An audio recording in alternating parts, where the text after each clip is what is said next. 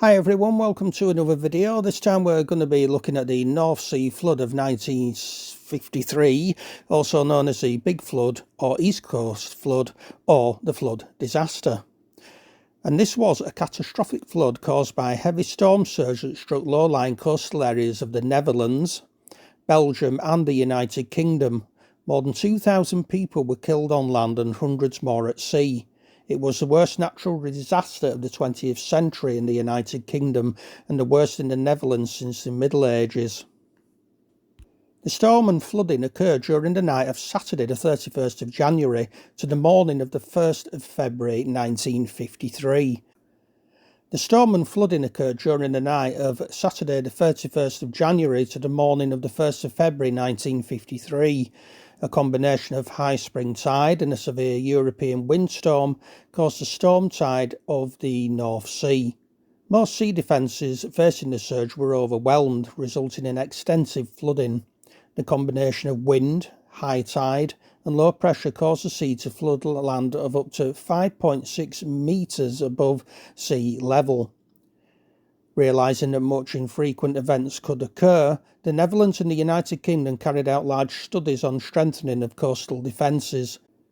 The Netherlands developed the Delta Works, an extensive system of dams and storm surge barriers. The UK constructed storm surge barriers on the Thames estuary and on the Hull where it meets the Humber estuary.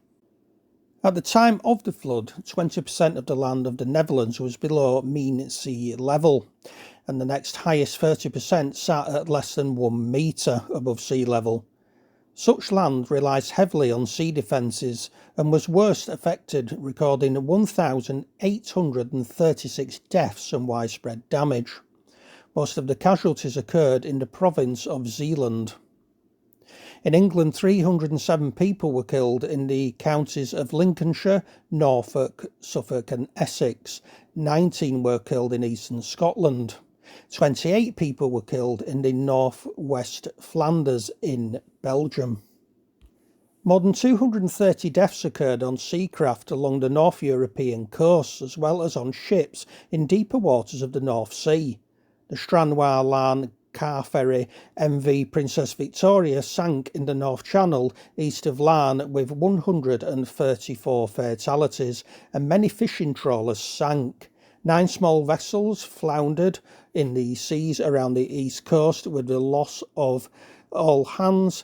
These included the Swedish steamer Espo, 23 crew lost, the British steamer U Valley, 12 crew lost, the British trawlers Sheldon, 12 crew lost, Michael Griffith, 13 crew lost, and Guava, 11 crew lost, and Dutch motor vessels Selland, 9 crew lost, and Westland, 8 crew lost. The Dutch trawler Catharina Davis, 16 crew lost, and Belgian trawler Leopold Nera, 5 crew lost. Got all that out eventually. So more on the effects of the UK. The North Sea flood in 1953 was the worst flood of the 20th century in England and Scotland, as already mentioned. Over 1.6 kilometres of coastline were damaged, which equates to 999 miles, and seawalls were breached in 1,200 places, inundating 160,000 acres. Flooding forced over 30,000 people from their homes and 24,000 properties were greatly damaged. The damage was estimated as £50 million in 1953, which in today's money is approximately around about £1.5 billion. Probably the most devastating storm to affect Scotland in 500 years, the surge crossed between Orkney and Shetland. The storm generated coastal and inland hazards including flooding, erosion, destruction of coastal defences and widespread wind damage. Damage occurred throughout the country with 19 fatalities reported. The fishing village of Crowey, built on a narrow strip of land along the Moray Firth, was abandoned by many as large structures were swept into the sea. The surge raced down the east coast into the mid to southern North Sea, where it was amplified by shallower waters. Canvey Island in Essex was inundated with the loss of 58 lives. Some 41 people died at Felixstone in Suffolk when wooden prefabricated homes in the West End area of the town were flooded. Another 37 died when the seafront village of Jaywick near Clacton was flooded. In Lincolnshire, flooding occurred from Mablethorpe to Skegness, reaching 2 miles inland.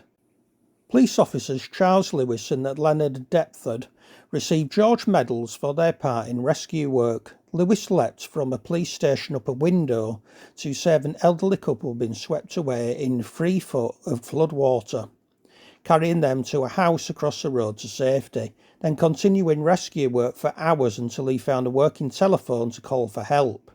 Deptford was off duty at his son's party when the wall of water hit. He realised that elderly people were vulnerable as the seawall was breached, and he dragged and carried many to safety. At one house he found a bedridden elderly couple and their middle-aged daughter in the waist-high floodwater. He lashed together oil cans to make a raft, to which he tied the couple and pulled them to safety. He carried on into the daylight, his last rescue being a dog. Reese Leeming, an American airman, and United States Air Force Staff Sergeant Freeman A. Kilpatrick were also awarded the George Medal for rescuing respectively 27 and 18 people at South Beach, Hunstanton. At Salthouse, the Victorian Randall's Folly was badly damaged, resulting in its subsequent demolition.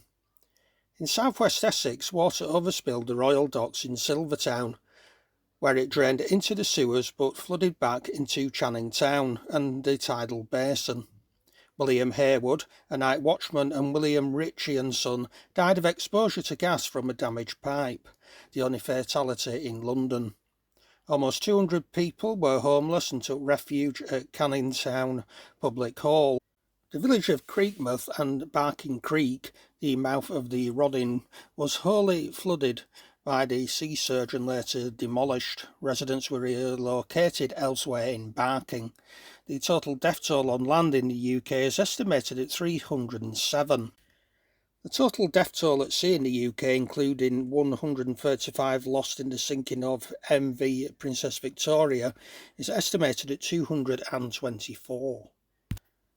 In 2013, a service was held at Chelmsford Cathedral to mark the 60th anniversary of the Great Flood, attended by Anne, Princess Royal. Acts of remembrance were also held in Lincolnshire, Norfolk, Suffolk and Essex. A blue plaque marking the level of the floodwater was installed at the Lee Society on the wall of the Heritage Centre in Leigh-on-Sea to commemorate the flooding there. There was also a blue plaque marking the height of the floodwater at Sutton-on-Sea in Lincolnshire.